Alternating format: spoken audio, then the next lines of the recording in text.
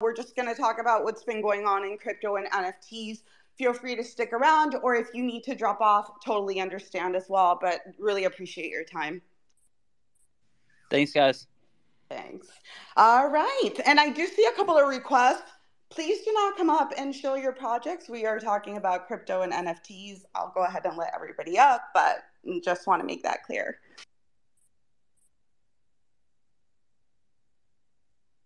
All right, so where do we kick it off? Well, yeah, everybody come up, request. Let's get this started. What are we talking about? What's happened this week? Nothing has happened. There's nothing to talk about. Question: Are you on Spaces on a boat? Because aren't you flooding? I am not flooding currently, but yes, Florida was flooded. It was a little bit further up north from where I am, but yeah, it was really bad. Thanks for checking. I'm not flooded.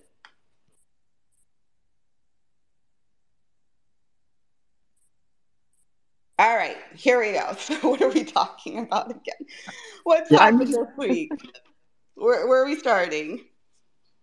I got you guys. So ever since ETH's been pumping, NFTs are going down, right? In ETH value, not USD value. And also after yesterday, I don't know exactly how many, but Franklin dumped like 27 Bored Apes in 12 hours because he got scammed, and the floor is going down. I'm guessing it's going to hit around 45 ETH, but we'll see what happens. Man, isn't it crazy how like who would ever thought that punks would actually overcome it? They're pumping, the punks are, versus apes, and I would never thought that would happen. Why would you never think that? Well, I guess since Josh is going straight into the drama, that was like the last part of my topics was just, sorry. NFTs and influencers, but I guess we'll kick it off with that. Yeah, unfortunately, like, I don't know the details about what happened with Franklin. There's a lot of speculation on the timeline, but I guess the only comment that I want to make is that, gambling is a problem, and if you have a problem, like, look out for help, and I guess that's all I'm gonna chime in on that. I don't know. Didn't he say, I don't know if he said anything else since yesterday, but he did say that he did possibly gamble with some of it, and then the other was him taking loans out on his apes to buy more apes, correct? And then those funds were gone. Those funds were used by whoever he was getting them from, correct? I don't know. I've seen so many speculations on the timeline, but yeah, I mean, when we talk about, I saw another like BAYC member, they loaned out their ape to get, like, they put a loan on their ape, bought something else and lost their ape. Like, these NFT loans, there's risk associated with it. And I mean, if it's risky in crypto, and I've gone into like DGen, DeFi shit, I can't even imagine trying to do something like that with NFTs where the risk is just super higher. Yeah, and the interest that you have to pay is also pretty high as well. And I think even in my brain, I still can't, even though I've been away from it for so long, I still can't get the banker out of me when it comes to being conservative with some stuff. So no, thank you. I wouldn't be able to do that. If it's super, super risky, I won't do it. Yep, it's all about taking calculated risks. But yeah, I mean, it's sad to see. Obviously, Franklin's been around for a minute. Has he always done things correctly? No. Like, there's been the 100 ETH spoof that he made. So, I mean, at some point, I don't know. Maybe I just should be quiet about this. I don't know. No, I think that's a great point.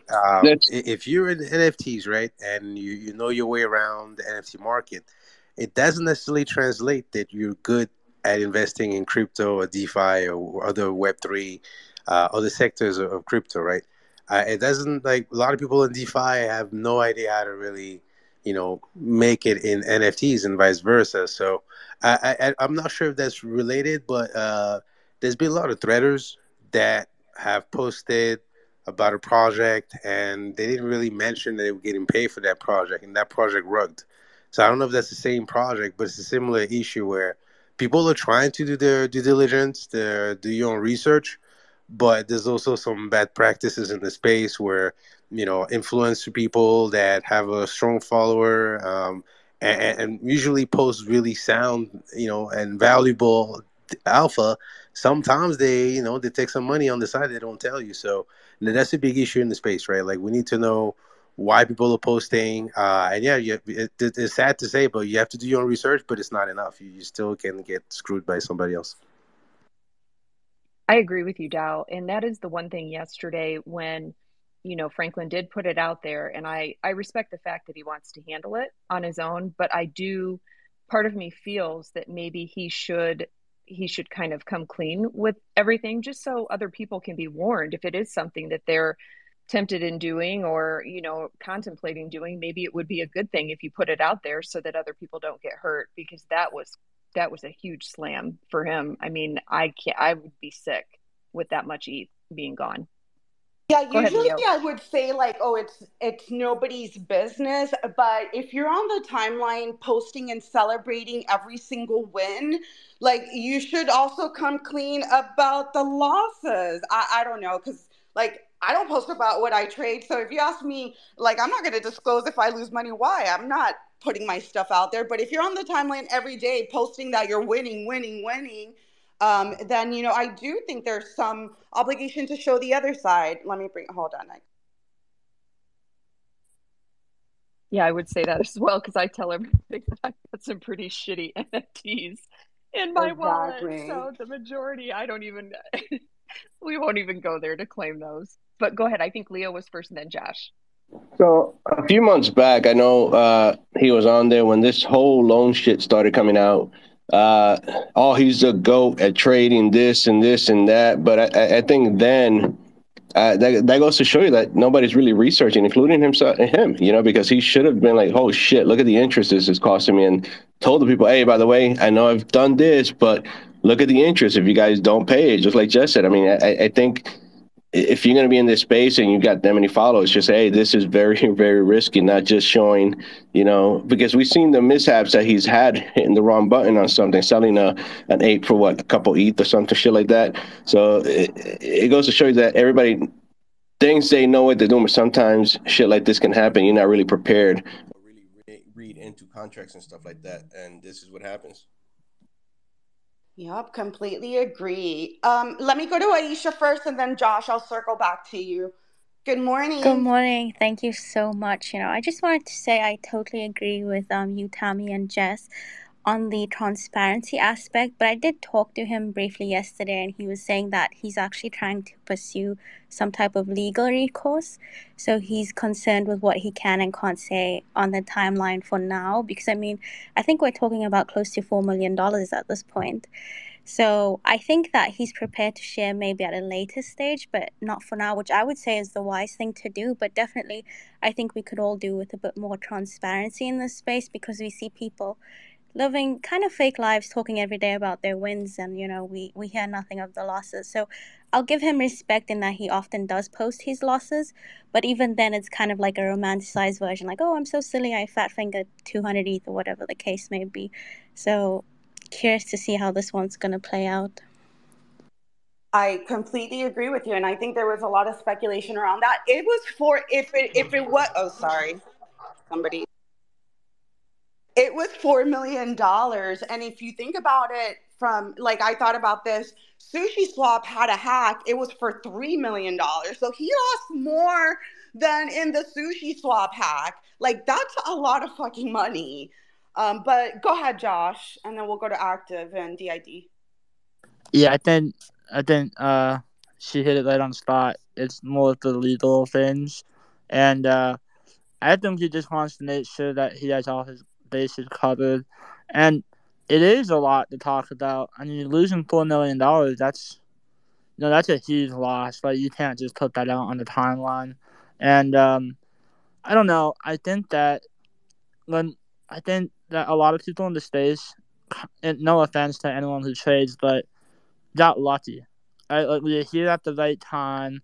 We got in. We made the bags, and then now we're trading JPEGs, right? And I think it's important that we remember that because, a lot of people have more risk tolerance than we do. And so we have to make sure that when we see these plays being done on the timeline or these people saying, hey, I'm bullish on this, I'm buying like 10 ETH of this project, like you don't know like what percentage of that is the portfolio. And it's important that, at the end of the day, you do your own research and make your own decisions based on what you can afford to lose. So. Completely agree. Yeah, it was a rough week in the for NFT influencers this week, but we'll get to that in a minute. Yeah, I appreciate the clarification, Aisha, what you said, because that makes total sense, and Josh as well. Go ahead, RN. How are I'm you? good. How are you guys? Friday, Good. finally. I just wanted to bring up that he posted an update like 15 hours ago. Franklin did, about the specifics of he lost. It looks like 650 ETH of the 2,000 was on Rollbit in gambling. 650, which is almost half of that. That's fucking nuts. Now I don't feel so bad looking at how much I could have saved on all my shitty NFTs I bought. Not making a joke, but seriously, I don't feel so bad. I thought, from my interpretation, I thought that he was saying the 650 ETH was separate from this 2,000 ETH. I was in a chat with him. That was the impression that I got. So I guess that was his going crazy money. So that was his personal funds, the 650 ETH, and then the 2,000 ETH was something that he was using for an investment. Oh. And this brings up like social engineering, because from what I understand, this is someone who he knew for quite some time, who he had complete faith in, besides the fact that he was under the impression that other people were investing in whatever this project may be. So, and we see like NFT NYC and all these events, but it's important to remember not all of these people are your friends. You can talk to someone for months and months and months, even years. It does not mean that you know them. I personally wouldn't trust most people in this space with 0.2 ETH, let alone 2,000 ETH. So we really do have to be careful with the connections that we're building in a space that is predicated on anonymity. Just like a warning to everyone. Completely agree. The only point I don't agree with is the anonymity point, because in the other news this week, a very well-known influencer was called out for selling hundreds of NFTs, and she's a clear public figure. So in my opinion, if people are gonna fuck you over, they're gonna fuck you over. And sometimes the people that are on the spotlight, those are the ones that you have to be worried about. So in my personal opinion. But yeah, what did and about that situation, what is it, Blocky Doge? Like, God. Did you all see the artwork? Almost. Did you see the artwork? You fucking minted that shit, you deserved it. I don't know. I've been seeing her in that light since the beginning. Like, since the beginning, it's been obvious to me. But yeah. Was that artwork for real? Like what I was seeing? Was that legit? Oh, no. The only thing I want to say about that, and I'll go to the hands right quick, is that I do think it's unfair that, well, obviously I feel what she did was wrong, but why shouldn't the project be at blame here? Like, why are you paying people in mints? Like, pay like, what do you expect them to do? There's no vesting schedule. So, like, at some point, like, we need to hold these projects accountable who are actually, recruiting these people and doing these mints as well. And I saw that they were kind of using the situation to make fun of her, like put out a shirt. And that part, I don't think it's right. Like, I don't think it's right. But let's go to DID and then In Motion and anybody else who wants to chime in.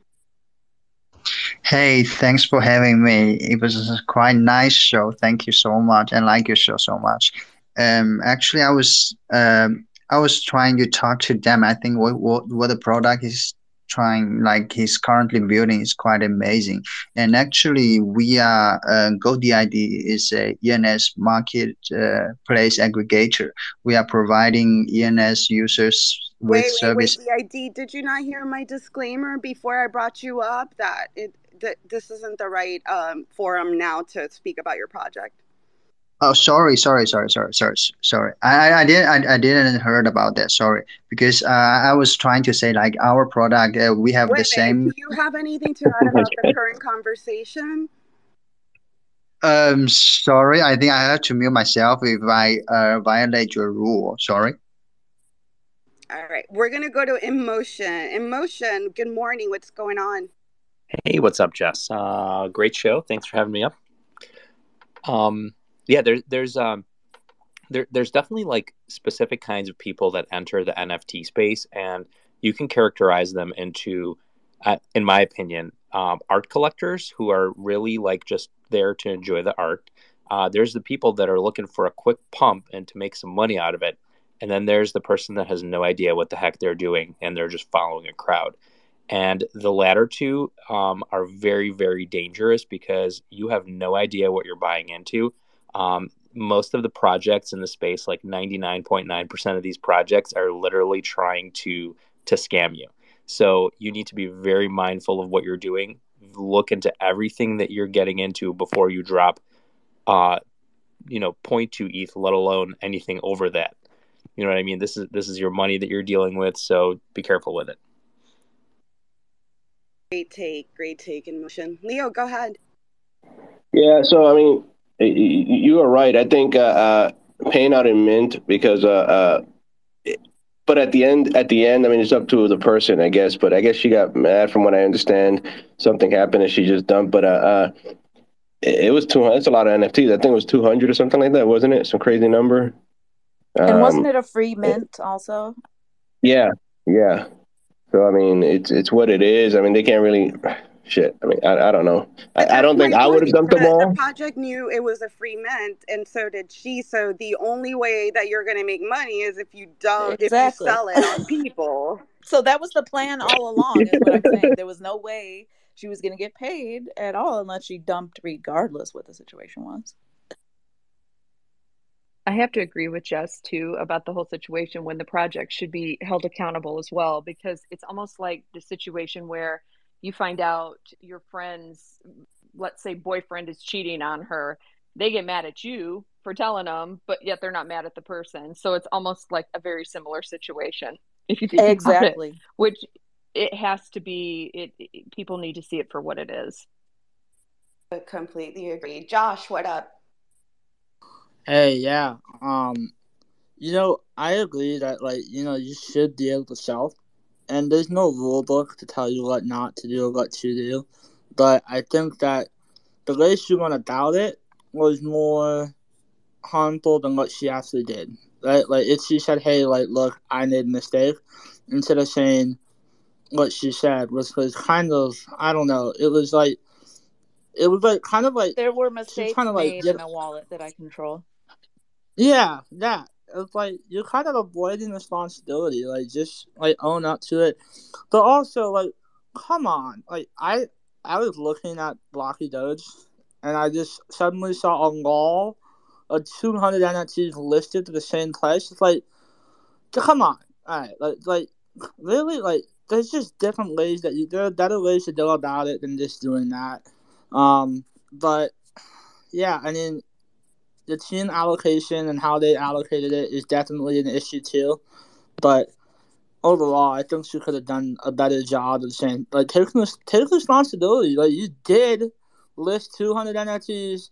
It's not like you accidentally pressed a button and listed 200 NFTs. There's no automatic sell on Blur yet, right? Just take responsibility for what you're doing in the space and own up to it. I think that was my biggest problem. Completely agree with you. Go ahead, Tim. I was just going to say, own it. That is the worst. It's like you don't have to say anything to cover up. Own what you did, apologize for it, and move forward. You don't need to fluff it with a bunch of shit. Especially if you want it to go away. You know what I mean? Otherwise, people are just going to keep fucking talking about it. Go ahead. It sounded like a ChatGPT PR statement. Like, how do I put up a statement that doesn't blame me, but for ChatGPT said there were mistakes made. No, and now it sucks because now it's become like a meme. Everybody's copy pasta, and it's like if it would have been like, I agree with Josh, it would have just been Oh my God. Yeah. The things that happen in the space, like sometimes I can't even talk to my boyfriend about it because he'll be like, what are you talking about? It's ruthless, people. People are savage. We're fucking mentally ill for being in this shit. That's another story. But yeah, that was something interesting to see. But yeah, I mean, like me personally, if a project comes to me and says I'm going to pay you 250 minutes, I'm going to be like, fuck no. So I don't know. And just what concerns me, like that's just one example that people have caught. Who knows? Not her specifically, but other people are probably doing this, and people don't find out about it. Not probably. To get 1000% every day, every 5 minutes. I'm trying to be optimistic here, but yeah, to get canceled over fucking block, baby, Doge, whatever, like, man, like that's like crypto shilling a fucking baby Floki, Elon, some shit. You know what I mean? Like, no, you don't do that.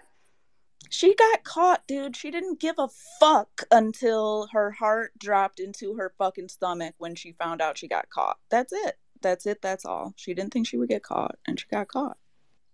Yeah, I don't know how she didn't think she's gonna get caught licking the floor with 200 NFTs, but yeah. I just think she thought that nobody would care, honestly. I think that people get away with so much in this space, especially these bigger accounts. Well, let me not say everyone, the majority of people are taking some form of payment for the spaces and the tweets and all of that, and they aren't disclosing. So I think she just thought that nobody would care, and she was probably very surprised that people did. But at the same time, this space has such a short memory that by next week, people will be buying whatever she's shilling at that point. But she used a burner, and somebody found out it was her wallet. The wallet that she controls? Yeah, that mistakes were made in. Wolf, what's going on? And then I see Johnny coming up. I'm sure he wants to chime in from the legal side, give his legal opinion. And then we'll move on to, go ahead, Wolf. Hey, good morning, everyone. Hope everyone's been having a great Friday so far. I just had a quick question, Jess, about any updates on the Solana phone you're going around waiting for. I peeped that too. We need to circle back around to that. Thanks.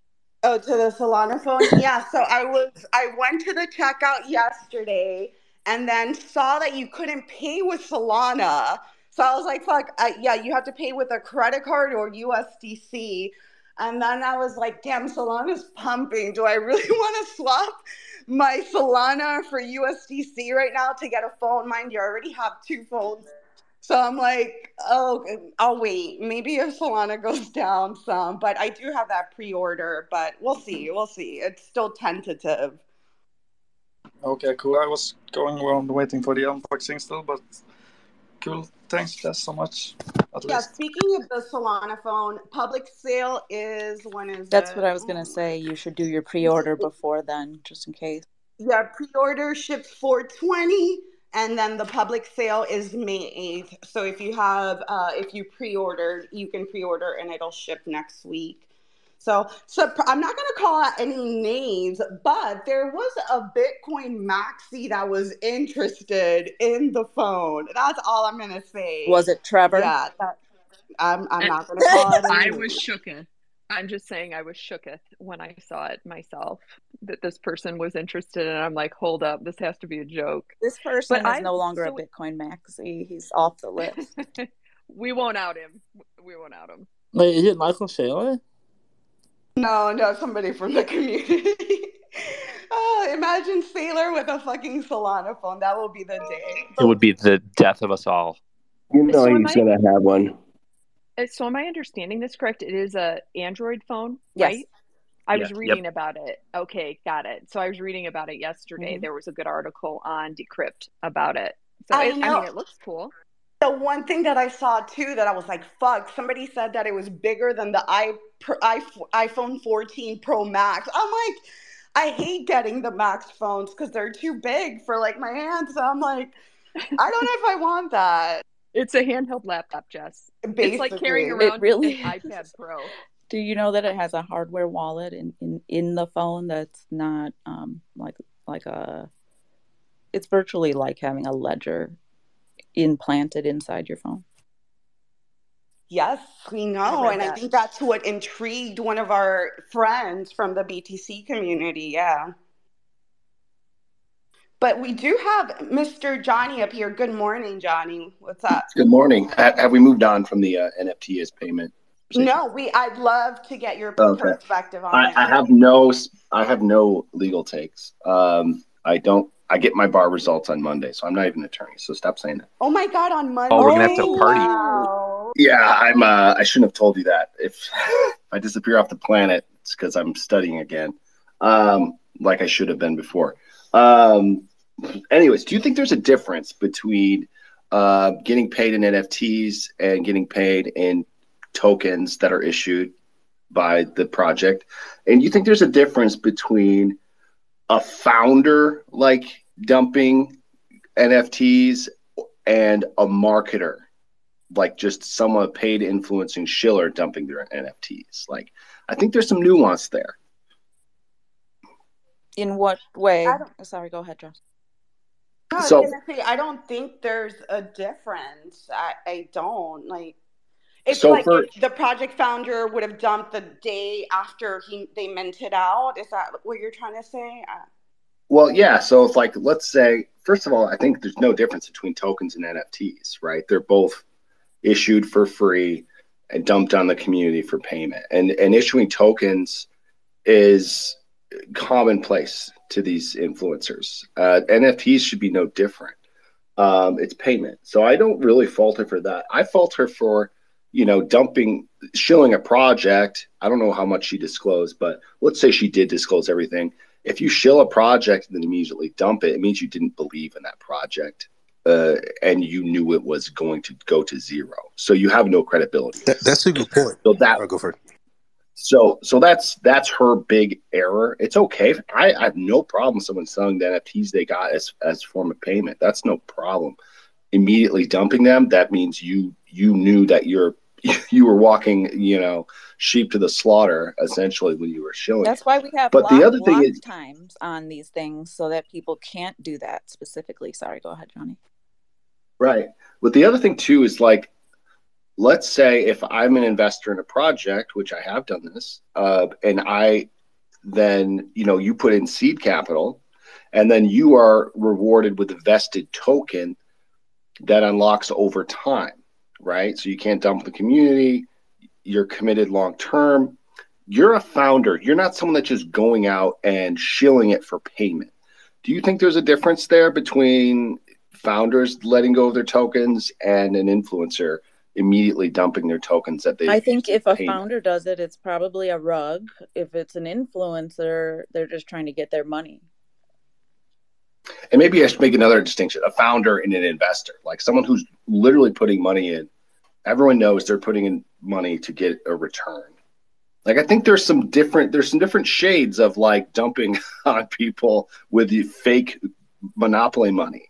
Some of it is ethical, some of it's not, some of it should be considered, but it should always be disclosed. And if you're dumping right away on a project you told everyone was good, that means you have no integrity. So that's a good point. The issue is that she can, right? I think you guys both hit on the idea that at least in DeFi, you have a vested schedule so that if I'm an investor, I have to wait 1 year to get 25%, another year to get 50%, right? And that align my incentives for the long term, right? So for that reason, I get a discount or I get access to those tokens. Now, obviously, NFT is newer, it's not as mature, so there's some best practices that are missing. But I think, to Jess' point, like that goes back to the projects. Like the fact that she could do that in of itself is an issue, right? Like the fact that she can do it from her point of view, she's doing it. Maybe there was some private conversation that went wrong, so that's her personal decision. But for projects that are actually looking to implement best practices, you shouldn't allow investors or influencers or anybody who's involved in your community to be able to dump on people right away. Yeah, and just to add to that, Johnny, and hopefully the project also makes that information available, like what the vesting schedule is, which You know, so as as somebody who wants to maybe get into the project, they know what's going to happen. You know, they know that investors are going to have X and X vesting schedule, and they're not just blindsided by something that might happen. Yeah, I'll make one last point. So as an influencer, you're a marketer, right? That's your job. You're there to get paid, right? You're not there to invest. Define influencer. Like what she's doing, right? She's not part of the core team. She's not an early investor, as far as I know. She had an exchange. I'm gonna go promote your project. You're gonna pay me. That to me is a job, right? That is a job. You do your disclosures. You're a promoter, right? And I don't expect you to hold forever. You're trying to make money. You're getting a paycheck. If you're a founder or an early investor, I do expect you to be in it for the long haul, which is why it's very important. I'm coming around to the idea that maybe they shouldn't pay her NFTs. Maybe it should be cash, because you know that person is not, they have no incentive to stick around. And nor should you expect them to. That's their job. They're trying to pay their bills or whatever. So pay them in something that's not going to dump my community. I've come around to, you should not pay someone who's not in it for the long haul in your NFTs or funny money. Good take. Who had their hand up next? Sorry, I didn't. Josh, go ahead, and then Active and Blue. Yeah, I actually think you did up a bunch of good points there. I don't know. I just think even if you pay someone on NFTs, I mean, there's some common sense ground rules, and there's some things that, you know, there's a way to do these things, right? Like to be like, hey, you know, I did you 250 NFTs, maybe sell a couple every once in a while, right? I think that would be, you know, like making an agreement like that would be much more beneficial for everyone than just saying, hey, dump it, like you can dump it whenever you want. I also just think like 250 NFTs is a lot. Like that's a lot of NFTs, man. Like most people who do paid promo get maybe 10, right? And it's not that big of a deal. But when you have 250, that's a whole nother ball game. I agree. That's like the total amount. I probably have like 250 NFTs in total. Like, so for somebody to get that many, that's a lot. Go ahead, Active. Yeah, I was going to say, I think it boils down to the community holding projects accountable and asking this question, because I feel like over time on Solana, that's exactly what happened. We saw the patterns, we started asking more questions, and now I feel like it's more so built in, or like projects, I don't know. I feel like it's commonplace for us to ask that question. Does anyone have any pre-sale? Did you give away any pre-sale NFTs? How long are they locked up for? So it really needs to come from the community, just continuing to hammer these questions in, and then eventually it'll stick, I believe. Great point. Blue, and then Aisha. I just think it's kind of tough, and I guess this is more of a question than a statement. There are, in my opinion, or do you feel there is, and others' opinions, the lack of ability for someone to even have a project. I mean, let's look at it. Most of these projects are like a beta version. They're not even really like a full functioning business. We have this, we have that, we have liquidity, we have a roadmap, we have tokenomics. Okay, we're a business, but we have no utility, we provide no service, and tomorrow's not guaranteed. So I look at a lot of these projects as just being like a beta version of a business. It's like that video game that you play and then it ends after round one and there's nothing else afterwards. It's just kind of like a test format. So if you're starting a project and, you know, you may be a very creative and talented artist. You may be a very well creative and talented coder. But if you can't afford to pay the individuals that are allowing your project to start in an asset that is not native to the project, that's an indicator that you don't have enough backing to even be a project, in my opinion, unfortunately. You know, and just speaking in the world of DeFi, I like ETH. If I were to influence or promote something, I don't want circulation supply. I want ETH. Therefore, if I want to buy circulation supply, I have something to lose, right? Because that ETH has a real value versus you giving me 1 billion of a token that is hinged on whether or not it survives the first God candle really doesn't have value. That's a temporary value. It's not a long-term value. So that's what's tough. I think there's also accountability on the devs or the deployers of projects on whether or not you're even ready or capable of being a business. And that's just my opinion. That's a great take. That's a good take. Yeah, whether Blocky Doge was looking to be a business, I doubt it. But yeah, we'll leave it at that. Go ahead, Aisha. I just wanted to ask because I may have missed it and I was looking for a thread, but did she ever even disclose that this was an ad or no? Never. There's not a chance in hell. I'll prove me wrong. Yeah, I don't think it was. I was actually in a space where she was, you know, oh, this is the best thing ever, and so forth. Yeah. No, yeah, she deadass said that on the stage. It sucks. It sucks. It sucks. But I do see Brooke up here. Brooke. Oh, wait, oh sorry, Craig has her. I know. I'm sorry. Craig, what's going on? I got excited. I saw Brooke and I got excited. Sorry.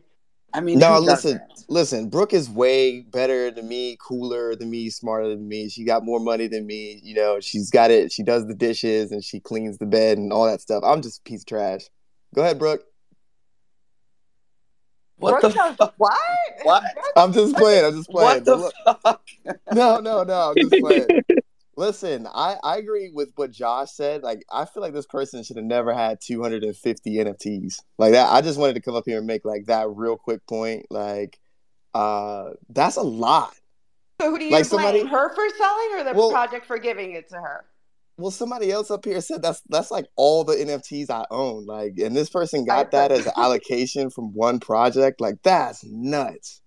Granted, I realize they should have spread it, like maybe 20 here, 20 there, but shit. Yeah, but even her, like, so on her selling side, like, yo, putting 200 NFTs of sell pressure out there is absolutely nuts compared to, like, what was the supply on this collection? I have no clue. Wasn't it like a 10K? I think, wasn't it a bigger? Was it? I'm going to check right now. Yeah, I thought it was 10, but I think you're right, it was 50. It's 10K. Okay, yeah, it's 10. Brooke, you got that NFT NYC voice that everybody has. You know what it is that there's no circulation because we're in an apartment, like an Airbnb, and you know how there's just no circulation. But yes, it's also because I yell at parties. It's a good time. Is Prophet's up here? Oh, she's gone now. I think she got rugged. She's got a Dominican phone. Those are usually a little bit harder. No, but Craig, I think I'm with you, Craig. I think both are at fault. You know, like we can't, and that's what pissed me off on the timeline. Like, and I know I make memes and shit like that. I made a couple memes about it, whatever. But at the same point, like the project was making memes about her. Like that's fucked up. They should be at fault too. But Brooke, tell us what's going on. I have to say, like, I totally agree with that. And when it happened, when it all came out, because I'm going to be honest, like, I've been friends with her for a while, and I was horribly disappointed. Like, just so disappointed. It set back. I don't even have words. Like, the whole thing was so disappointing. Like, you know, I have business in, you know, Web2 and, like, you know, different organizations and whatever, and they are laughing at us. Like, when I tell, you know, my clients and stuff, like, go on Twitter and, you know, like, so many of my friends, and we're all talking about, you know, really important things, and then they go on Twitter and they see that and they're like, prove us wrong that this isn't a fucking scam. And I'm like, can't do it. Where's the integrity?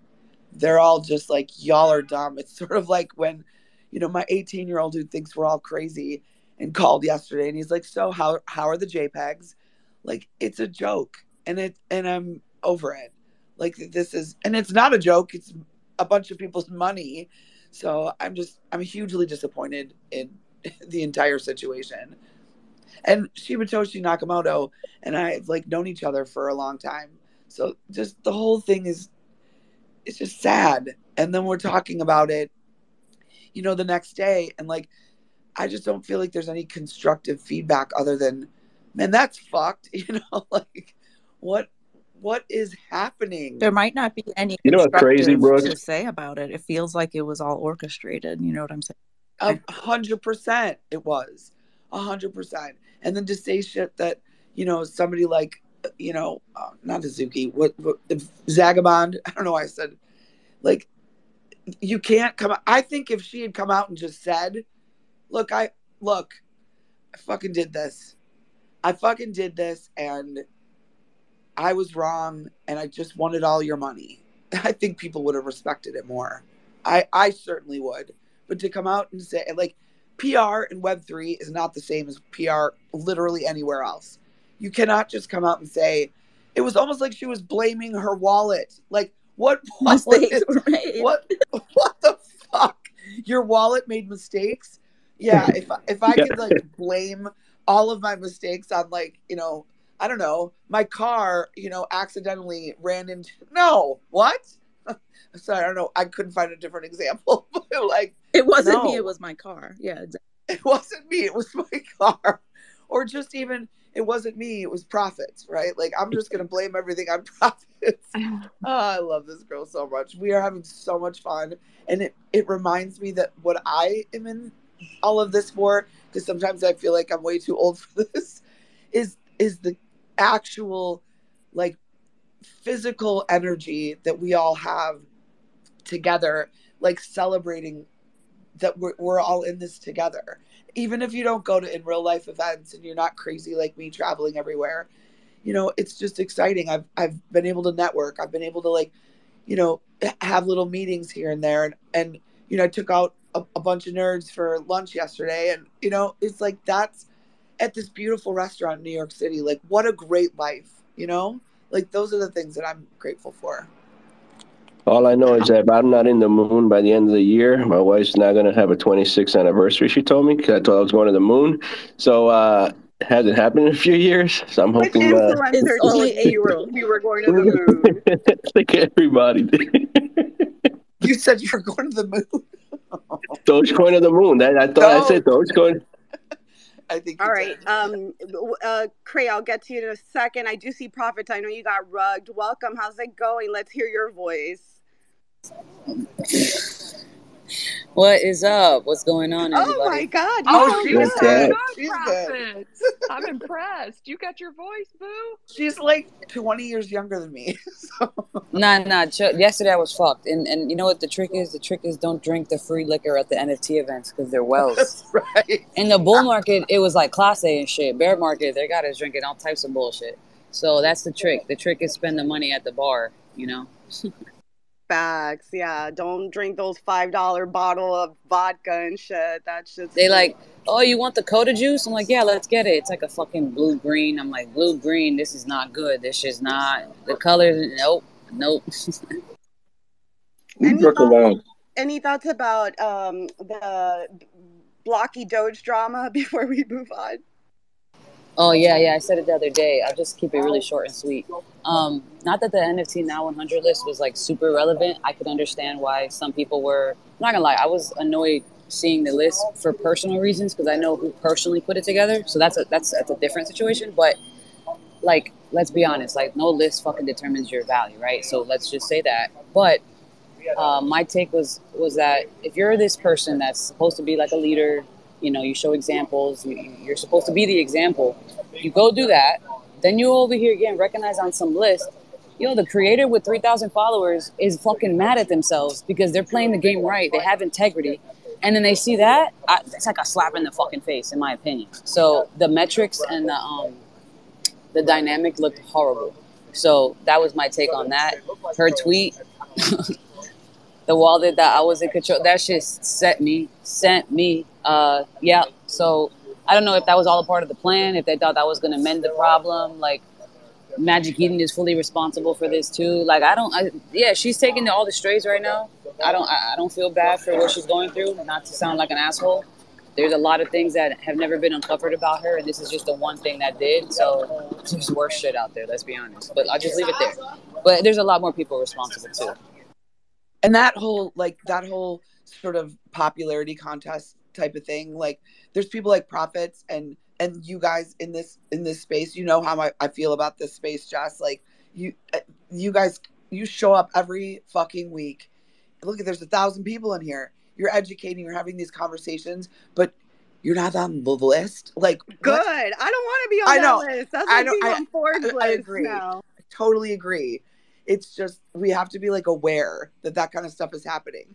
And like I do not determine my popularity or worth or whether people like me or not because I was selected for a list. Like, but you do see all these people out there like not being recognized. So I'm going to do my best to recognize as many people as possible because I get to have that just walking around like, hey, it's Brooke J. Lacey. Like it's always fun to be able to like meet people that I've affected in whatever way. And Prophets knows this. And people come up like, I listen to your spaces. It makes me happy. And that's at the end of the day. And I always say, people say that too much in spaces. At the end of the day, that's, I think, what matters the most. Not whether or not you get to walk in a red carpet, you know.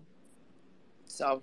And FYI, little alpha, when Brooke is dancing at an NFT NYC or NFT event, do not stop her because she's going to yell at you and say, leave me alone, I'm dancing. I just like to let loose and people come up to me and I'm like, I'm dancing right now. Speaking of NFT NYC, really quick, I saw there's the Nakamigos videos going viral this morning. Did anybody go? It looks like the Goblin Part 2. Anon is a sick fuck, okay? Like, I don't know why they posted that. The first party was the day before. That was the actual party. That was lit. That was degenerate. It was good. That he posted was some sick, what the fuck is wrong with motherfuckers? Anything for some motherfuckers. I didn't see it. Is it? I didn't see it either. Like what? It's on his page. It's like an alien coming out of the fucking table or something. Yeah, I'm not putting it on the because there's somebody. No, yeah, don't pin it up. I'm saying it's like on his post, like on his Twitter. Got you. If y'all need to know, it was a Janet Jackson, Justin Timberlake moment. That's all I'm gonna say. No. Oh gosh. Little nip slip happened. Wardrobe malfunction. There was a few of those last night. It happened in a body I was not in control of, and a mind I was not in control of. Mistakes were made with a wallet that I was with an outfit I was in control of. Mistakes were made. Cray, were they mistakes though? Cray, you've had your hand up. Go ahead. Sorry about that. Nah, I'm just laughing. I'm vibing. Yeah, Prophets, I totally agree, man. Oh.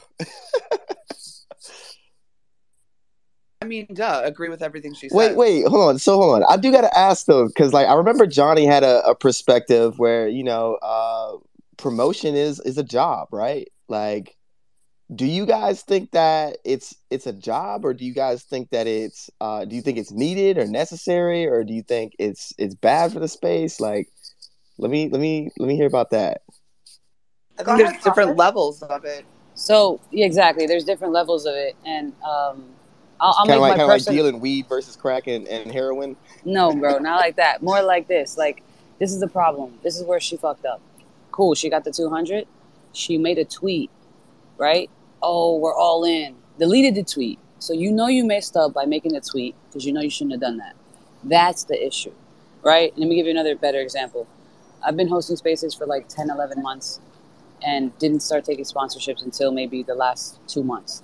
And recently we had a space and it's the end of the show and we've never really done this. It was actually a first time.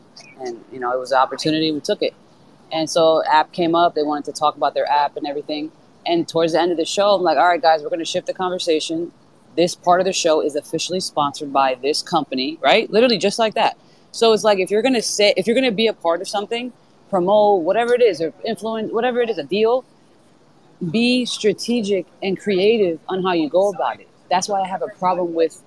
That's why I keep saying they're grifters. If you're a genuine community person, you could like Dread Guy is more of a. And I'm not saying this guy is the best guy in the world. He's great. I like him. He's cool. I'm not saying he's like. I don't know what he's done in this space. I don't think he's ever like dumping anybody. I don't think there's any threads about him or anything. But like he's a perfect example, right? Because if he got those, he would have been creative on how he talked about it. Now I don't think he's in the right either. He let her shill on the stage more than sure he knew as well. That's alleged. I don't know if that's true or not. Maybe he didn't. But the point is, that's okay. Promotion is fine. She's not wrong for getting those NFTs. She's wrong for how she went about talking about, going about it, as if it was all genuine when it really wasn't. Completely agree. I'm looking for a sponsor for this show. We are not sponsored, but we'll accept sponsors and we'll disclose them like we always do. But I completely agree with you, Prophet. Sometimes I'm just like, you know what? It's not even worth it. And when you talk about marketing, like sometimes people come in my DMs and I'm like, why are you reaching out to me about this? Like, when have you ever seen me mention X and X? So I think the projects are at fault too, that they just look, I need to find somebody who's going to pump my numbers, and they're not really looking for people who actually care about the product. And to me, that's a red flag. Like right off the bat, that's a red flag. But yeah. Go ahead, Lego, and then we'll go to some of the other hands. Hey, good morning. Hey, good morning, Jess. Hey, I just want to say you're wrong about that because I always sponsor you with my love, man, every time because this is a great show. I love it. Prophet's got a great space too. I was gonna ask this question on her space the other day, but it was kind of inappropriate. And if it's inappropriate here, just shut me down. But we were talking about the NFT 100 list, and you see, I got a clay. I got most of my NFTs on Cardano. I do have other chains. I do go into other rooms and whatnot. Is that Claymates? Yeah, it's a Clay Nation. Yeah. Is that a part of Claymates? Yeah, yeah. Yeah, I got a T-shirt from them motherfuckers last night. Nice. And so I go into these. I go into a lot of other rooms, and people are talking about it. Obviously, ETH is the king. And then we got Solana coming in second. And then when they go down the list, they mention Tezos, they mention Algo, they mention all these other chains, but I hardly ever hear like Cardano mentioned. And there was no Cardano projects on that list. And the people over in Cardano, they're bitching that they get no love, they got no liquidity. Nobody comes over there, people exit. And I'm like, hey, you got to go on and talk to other people. And right now, I shared your space, Jess, and they're sitting over there, 40 of them, the quote unquote Cardano biggest influencers. And they're all sitting there talking to themselves. And I want to ask, like, people outside the community, like, what is it? Like, why doesn't Cardano get mentioned? Why are you guys not interested? Why doesn't anybody go there? And I just kind of like to get some feedback from the panel so I can kind of give a different perspective to folks when they're having these conversations over there. And obviously it's recorded. They come listen to it, too, so. Dow, you want to take that one? Why don't people like Cardano? Man, I'm probably the last person you want to hear about Cardano from, but listen, man. If you guys think there's something great happening there, by all means, go for it. Charles Hoskinson is a great personality. If you're trying to learn about crypto, Charles Hoskinson has some great YouTube videos.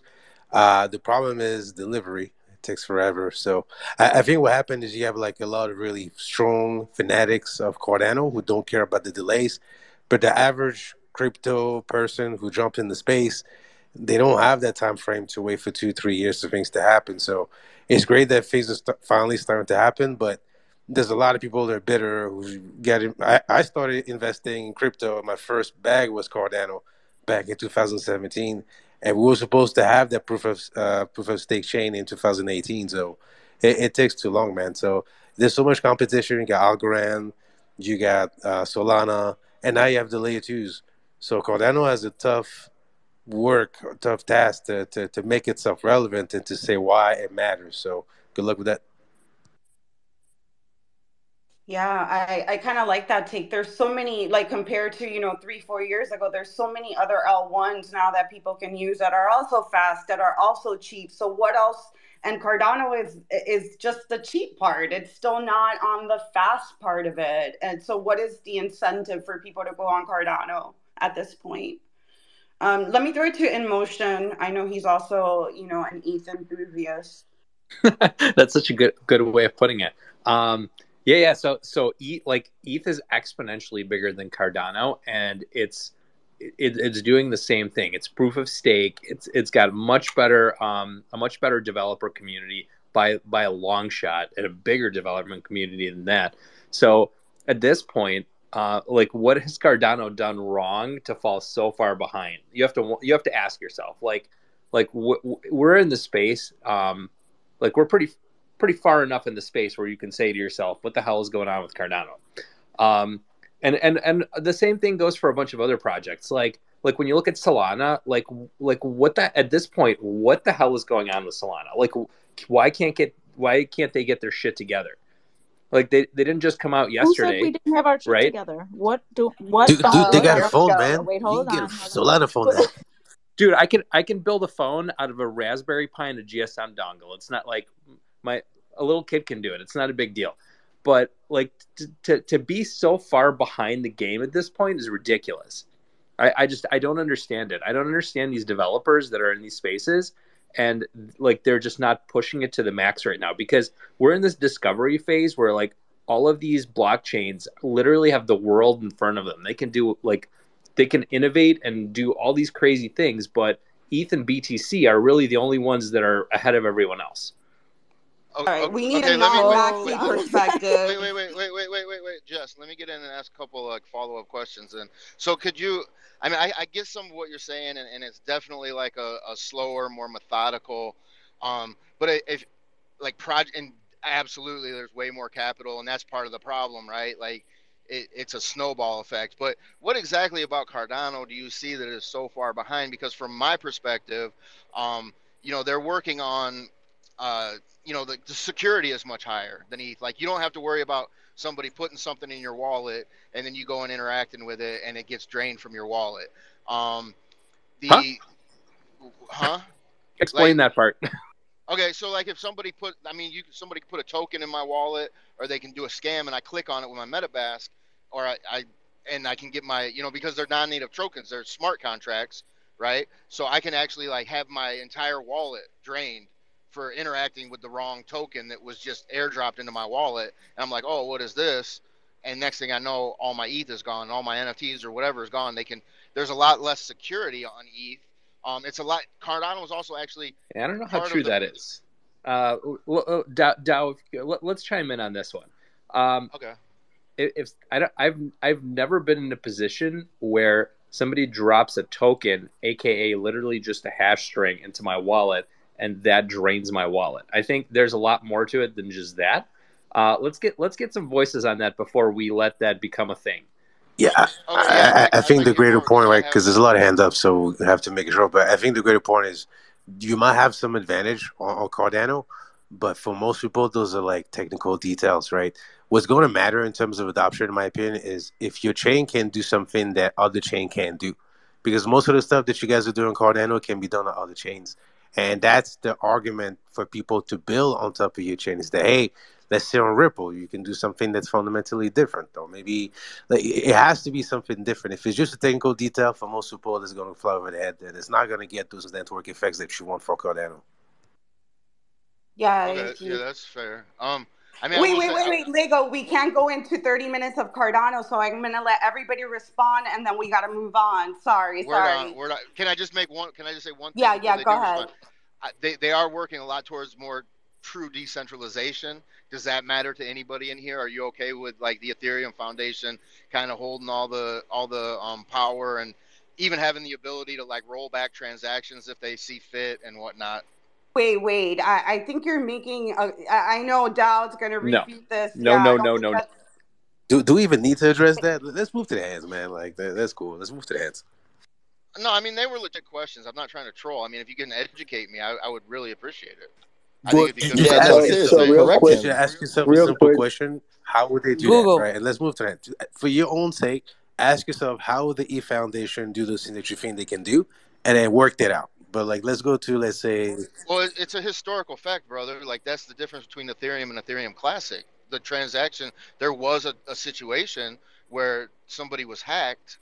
They weren't hacked. They signed a transaction on their own, and they rolled back the blockchain. I mean, that happened in actual reality.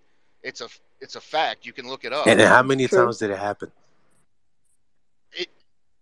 It only has to happen once to set a precedence. So it happened, 6 years ago, the first year of them being existent, and it was an error. But since then, how many times did it happen?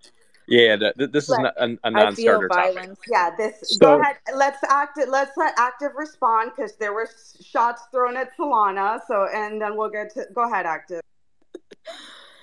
I don't know. I don't have enough time. I'm just going to say it's bullshit, but I don't have time to go through everything that I'm bullish on Solana. Maybe Craig can condense it down into something. Listen, I'll chime in for you. The ETH maxis will shit on Solana for being down, but they won't say what was down last week. Wasn't it ZK Sync that went down?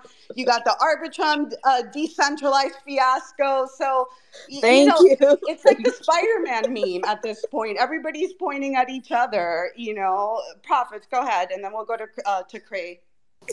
Okay, so back to the building on Cardano real quick.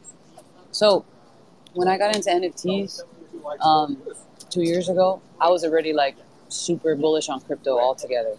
I've been buying crypto since 2014. So like super big ETH maxi. I like all chains. I've invested in all chains. I bought Cardano when it very early, sold off at the high. Same with Sol. Same with Polkadot. Same with Chainlink. Right. So I'm very interested and invested in all the tech and everything. But I think when it comes to NFTs, what ended up happening is we as investors saw value in something, and it's like a new store of value. So when I saw, okay, I'm going to spend 5 ETH, or at the time it was 7 ETH from my ape, that's a lot of USD, and that's a lot of ETH, right? I love my ETH, but at the same time, I said, well, I believe in ETH, I believe where it's going, and I also believe in this ape and the club. So this is a perfect store of value. And I think what's missing in the other chains is that if you don't, and I think I see this on Sol, I see people that genuinely believe in Solana and they love the future, they want to see it succeed, and that's why they buy certain projects. I just don't see that with other, like Cardano and other, because in reality, they're just altcoins that had opportunities to make money on. But is it a store of value? That's up for debate. So I think that's where we kind of confuse and, we can build on any chain. Yeah, you can build on any chain, but is it going to be a true store of value in the future? And this is an open-ended question. It doesn't have to be directly answered. But for me, I'm not fucking storing my wealth in Cardano. I would store my wealth in Bitcoin and ETH before Cardano, right? I mean, I'll trade Cardano because there's opportunities for swings. But yeah, I'll end it there. Yeah, and I think just to add to that too, like, what about from a developer's perspective? From what I've heard, it's not easy to build on Cardano. So I've heard that as well. Where are the devs going? They're either going to an EVM compatible chain. Now everybody's going to L2s. You know what I mean? So you also have to think about it from a developer perspective, and who's going to support them the most. Go ahead, Craig. Yeah, there's a lot to unpack. I'm gonna try to be quick. Solana, first of all, just has so much more tech than any other chain that I can think of. That is just kind of, I feel like I could go on for like an hour naming projects and developers, to be honest. Let's do it. We're having an extended today, Jess. But I want to make a point about Cardano though, and it's gonna be like I could do this intelligent, or I could just do this like in high school, bro. Like, you can't rhyme with Cardano. So like, what rapper is gonna come in here and pump that up in a rap? Like, you actually have a soul, and that shit rhymes with a lot of shit, bro. And like, some things are just feelings, and you can't explain why that girl likes that guy more than you, and you're smarter and you have more money, but like, sometimes, bro, it's just a vibe. And I feel like Solana has a vibe. Cardano has no vibe, and I think ETH is kind of pretentious, bro. Like, that's kind of where I'm at on these vibes. Hey, bro. Now, getting away from feelings. Can I say real quick? I Okay. agree with you. I agree with you 100% there. The vibe on Cardano is very like tech, nerdy, book smart, and I would agree on your assertion of ETH as well. And before we go any further, man, but there is some cool shit on Cardano. Look at my profile. Look at my wallet. All right, I hold. No, Legos. I'm just saying. I hold has a sweet ass song. It's called Twitter Space. Like, he's a good rapper. I got no affiliation with him, but listen to his song. You can go to my pool PM. You can listen to it. I'm not gonna make anything off of it, but I'm just saying, like, sometimes if you don't, like, maybe you wrote it off months and months ago or a year ago, maybe there's new stuff out there. And as far as Plutus is very, very difficult, but they do have now where you can use Python and you can use Java. And so it is an evolution. So continue to educate yourselves is all I'm saying. I love the feedback. I love what you guys are saying. I don't disagree with most of it. And that's why I come up here to ask. I mean, I got no personal stake in the game. I'm not Charles Hoskinson. Like, I don't have a Cardano project. I'm just genuinely interested to learn from the community. Well, hold on.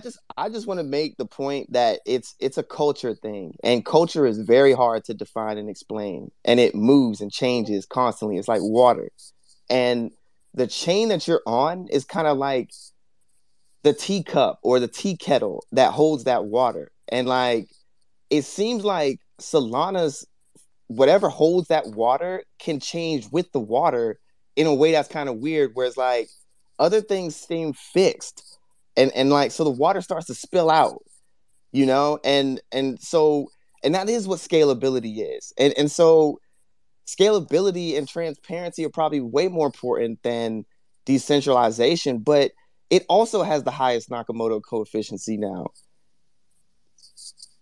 All right, great points. All right, let's see who was next. It was Josh, and then Emotion and Leo, and then we are gonna move on from Cardano after that.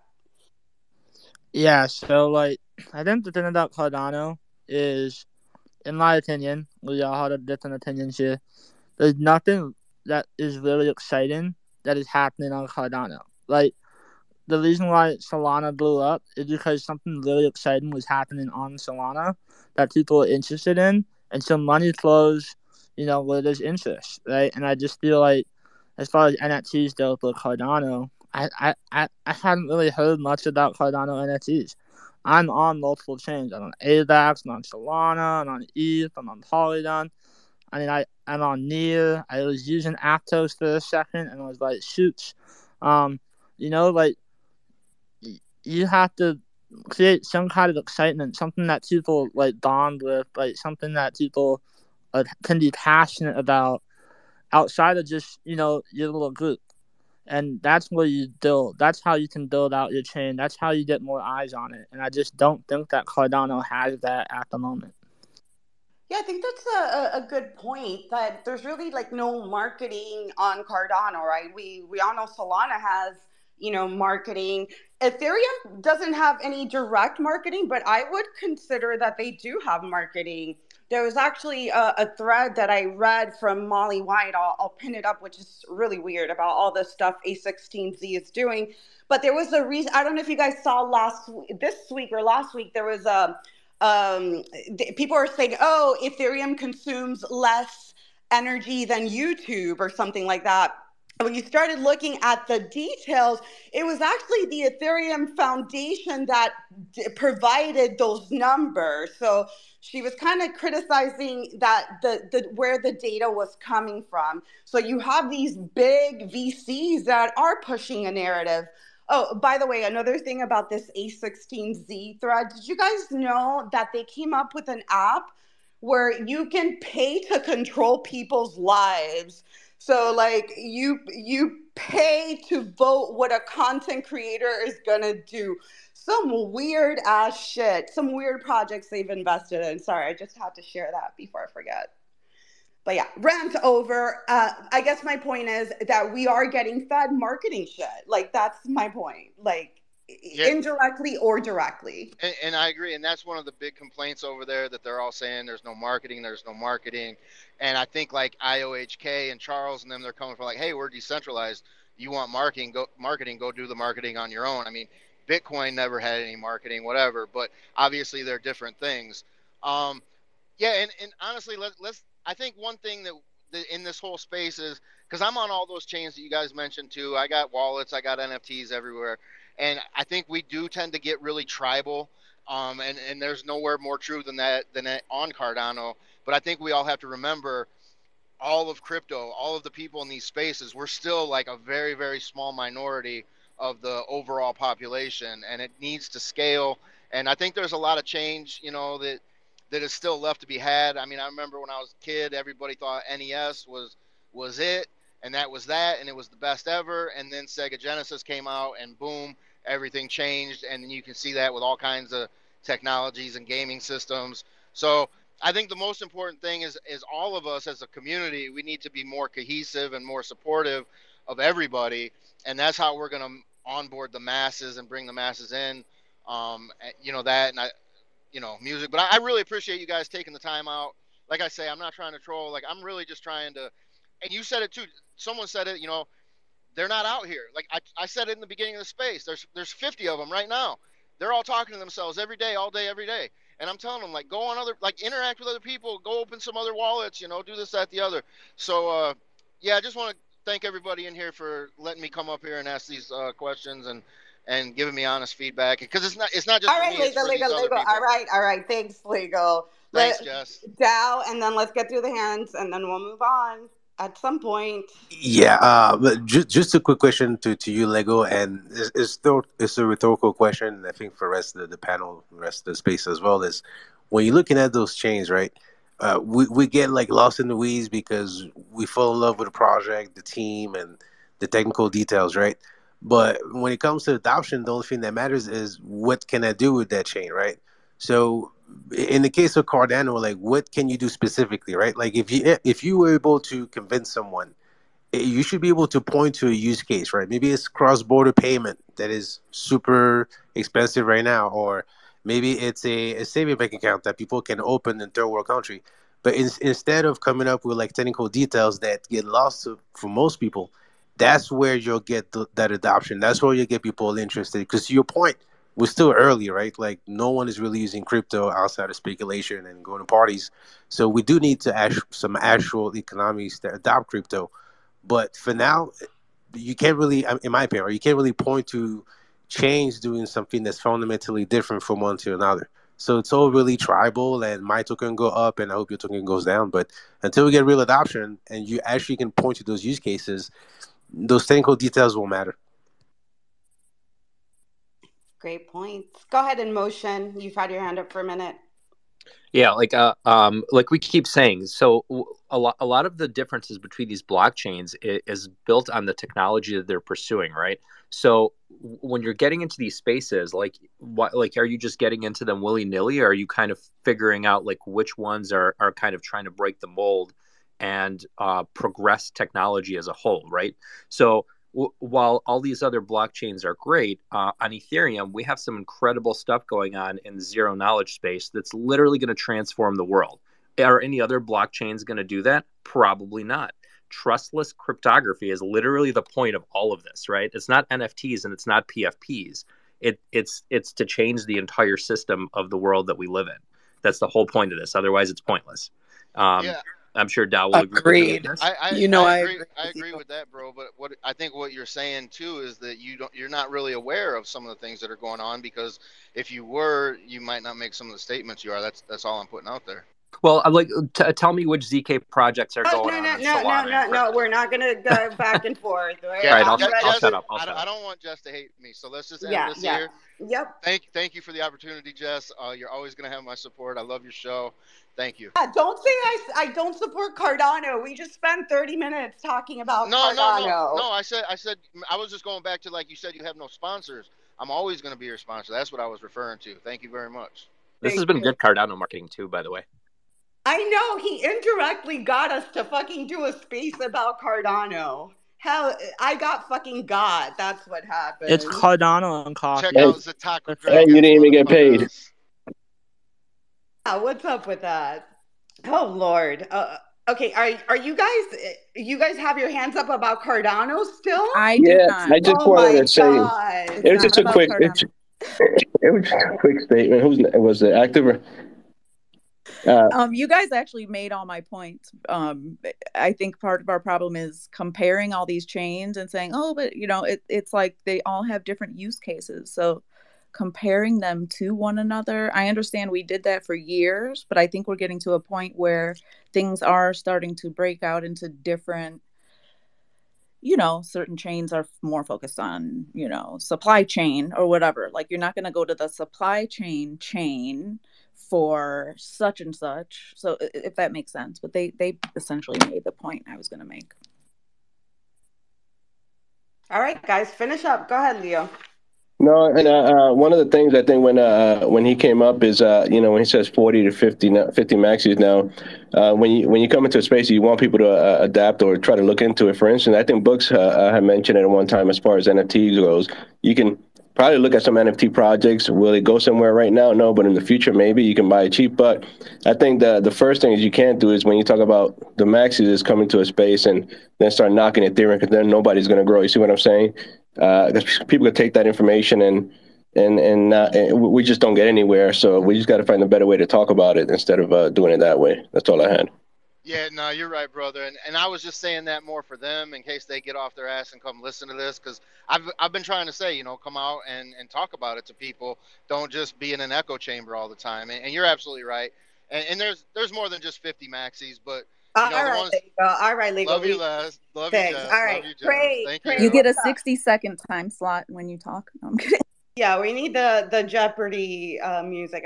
I gotta get that installed. Go ahead, Craig.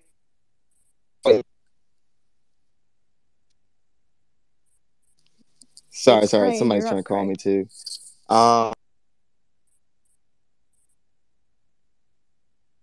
Yeah, you're bugging. So we're going to keep it going. Other things that are happening in crypto, and I do want to talk about Twitter for a bit, but just really quick, LimeWire is making a comeback. Not sure if you guys saw that.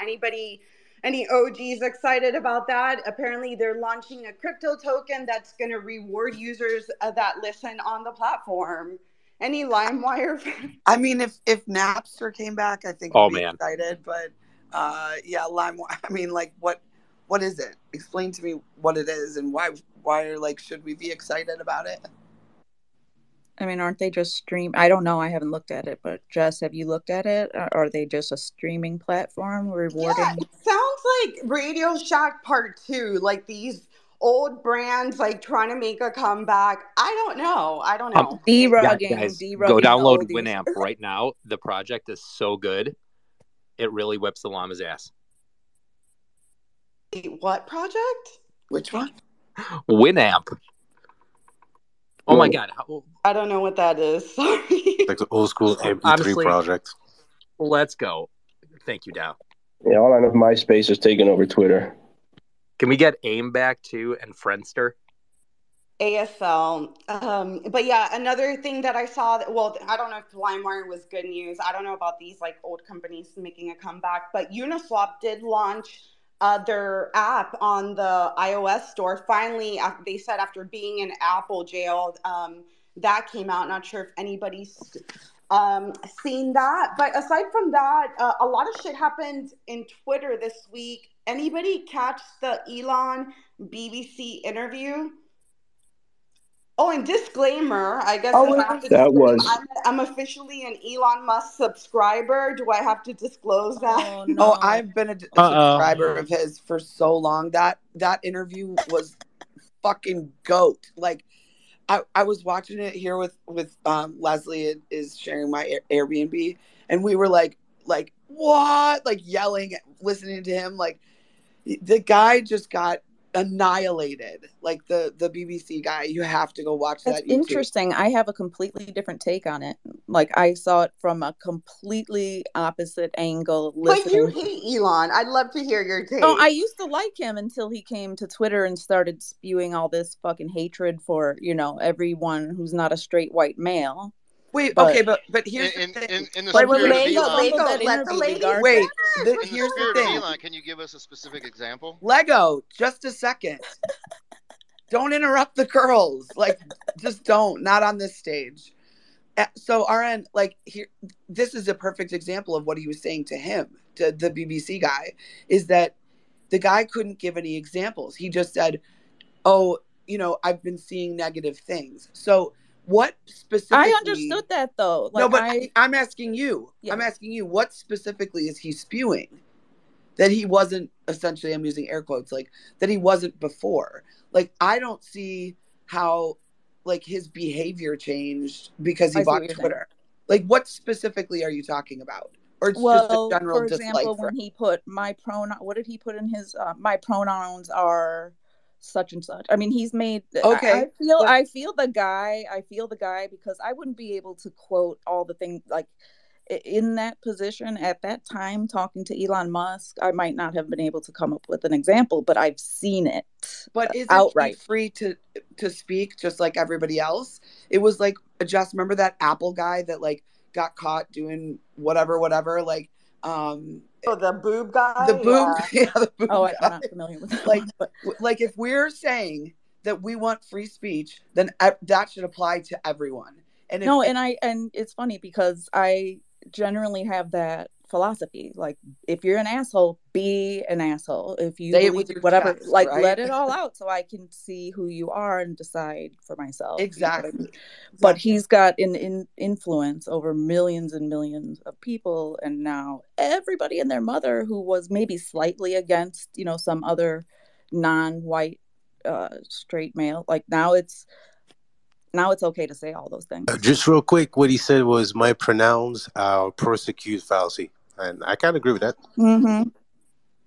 I agree with that too. But yeah, I don't want to get into too much of the details of free speech and all that, but I agree with you that he annihilated that reporter. And the interesting is that the reporter did a thread the day after about all the news that highlighted his interview. And not one of those posts had about him getting caught in the lie, because he basically lied on a recorded space.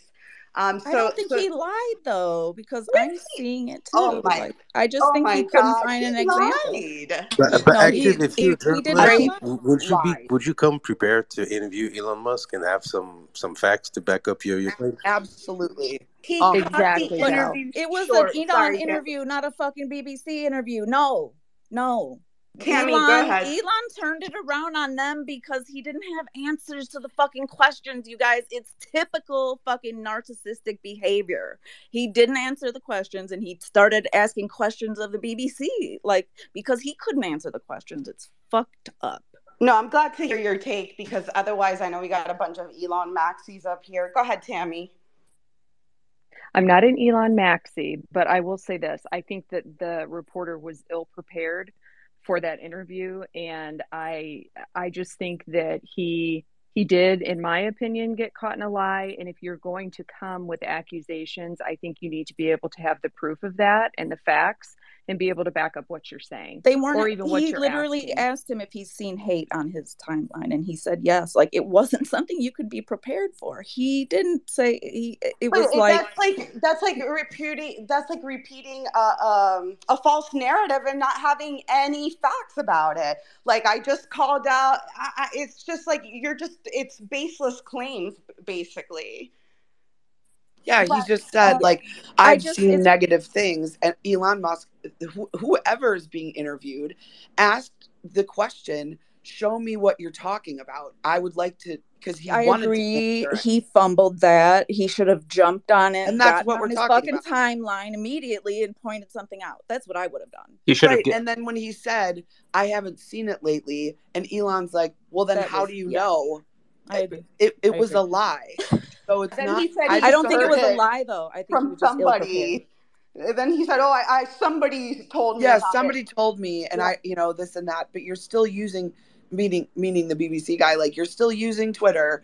However, he even said, "I don't use the for you. I use the following." And so, I was sitting here like, Elon gave you the opportunity in this app to not be on the for you, to not see the stuff that you don't want to see. I'm obviously a social media maxi. But what I took from that is he was successful with social media. Hang on. Like, I'm a social media maxi because I've been successful on social media and I see the power of it and the educational tool. But everything can be used as good or bad. You've all heard me say you can pick up a hammer and build a house, or you can bludgeon someone with it. Electricity can cook the dinner and it can also cook the man. So it is our responsibility to utilize these apps and these tools the way that we should as good human beings. But to vilify the person who built bought the app and is trying to make things better, and we're all sitting around on Twitter like talking about this type I'm of thing. stuck here. I'm stuck here. I'm stuck here. Sorry.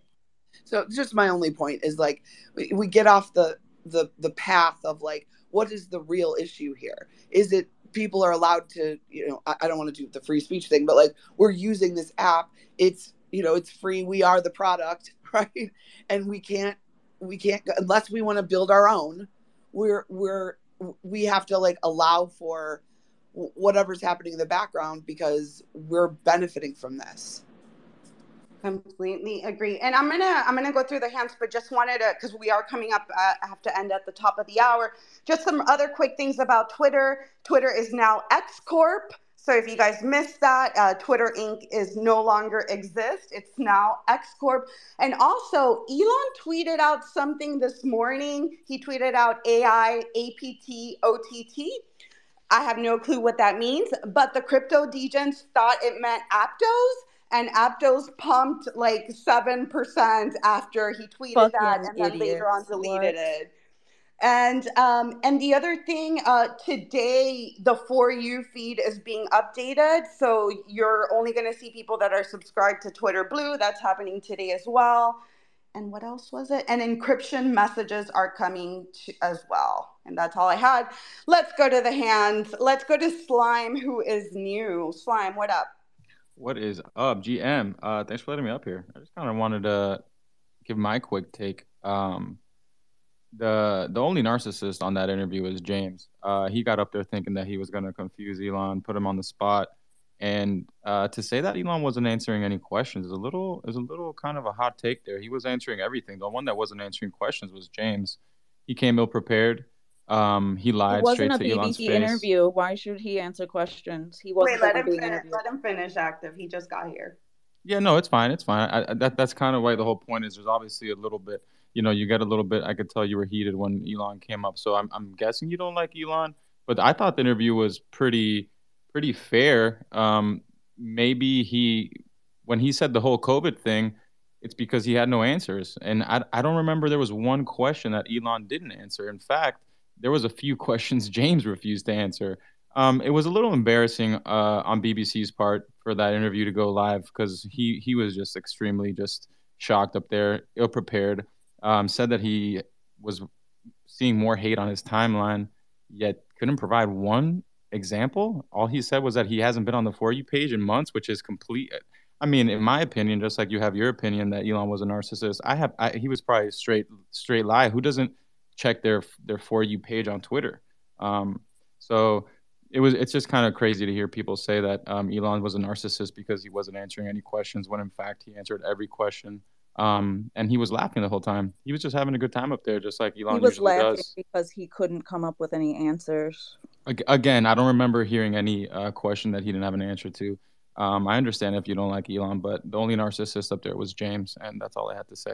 Thanks for letting me up, Jess. He's a classic Appreciate narcissist. You.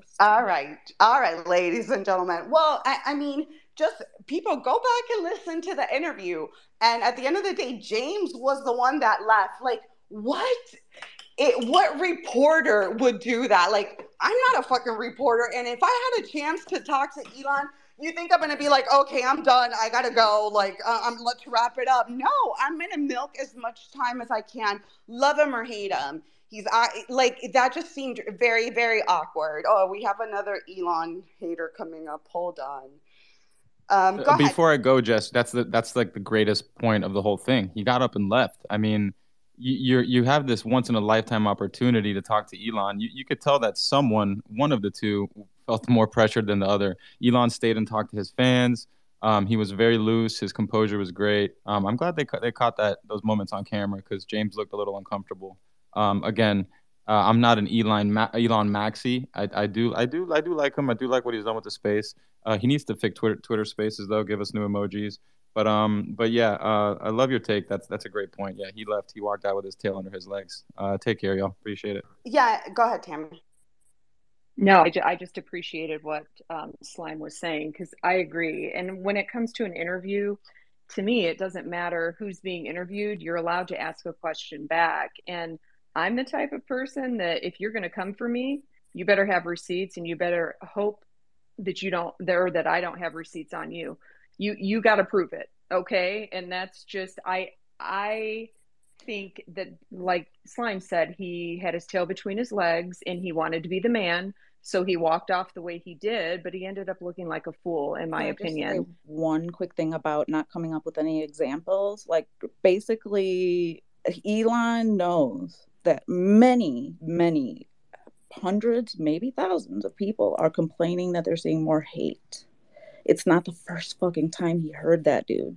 He But if acted he's a like he's never reporter, heard about it before, and he was shocked that, what? Oh my God. Like, no, it's known that this shit is out there. He's acting like he never heard of it before, and he's trying to put him on the spot to come up with an example right on the spot, which you can argue he should have had an example. But again, he was trying to put him on the spot and not answer the question. I encourage you guys to go back and listen to it with a different perspective, like try to have a different perspective and see if you hear something different. Because that's exactly what happened. I'll yeah, definitely I go have the back and clip where listen. he lied. I'll gladly pin that to the top where Elon caught him in the lie. It's one of my most watched videos on YouTube, by the way. That clip. And I honestly, guys, I really feel like on Twitter and on. Can you guys actually like who have been sacked that used to be in content moderation, and we've spoken to people very recently who were involved in moderation, and they just say there's not enough people to police this stuff, particularly around hate speech in the company. Is that what something hate that you speech want are to you address? talking about? I mean, you use Twitter, right? See? Do you see a rise in hate speech? He's acting like he's But just a clueless. personal anecdote, like what do you? I don't. Personally, my For You, I would see I get more of that kind of content, yeah, personally. But I'm not going to talk to the rest of for the rest of Twitter. So you But see more personally, hate speech personally. I would say I would see more hateful content in that. Content you don't like or hateful. What do you mean to describe a hateful thing? Yeah, I mean, just content that will solicit a reaction, something that may include something that is slightly racist or slightly sexist, those kinds of things. So you think if something is slightly sexist, it should be banned? No, is that what you're saying? I'm not saying anything. I'm saying. Well, I'm just curious. I'm trying to understand what you mean by hateful content. And I'm asking for specific examples. And you just said that if something is slightly sexist, that's hateful content. Does that mean that it should be banned? Well, you've asked me whether my feed, whether it's got less or more. I'd say it's got slightly more. That's why I'm asking for examples. Can you name one example? I honestly don't. He just gave general examples. Got him.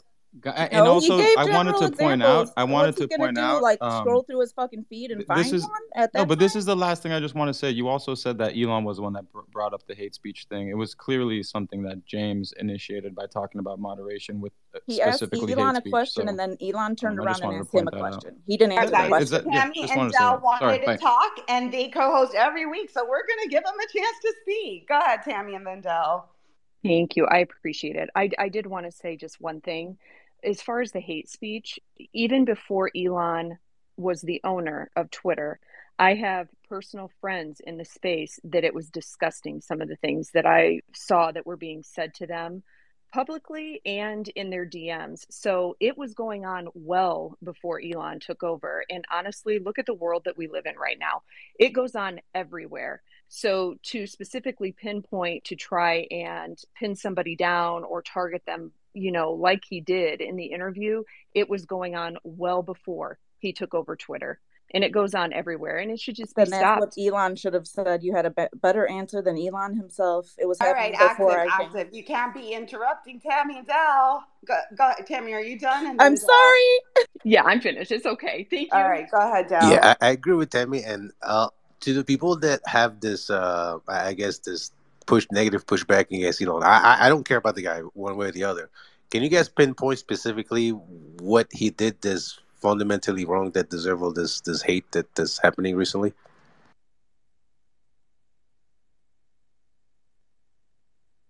Exactly. Oh shit, I can. I mean, if you want me to go ahead, Cray. I can definitely take my time to go through and find those things for you. But yeah, I mean, one example doesn't stick out in my head, but there are No, better I examples. guess like beyond the example, like what's wrong with him fundamentally, right? Because there seems to be, it's not just about one thing that he said or a tweet. There seems to be a fundamental rejection of what he is or what he stands for.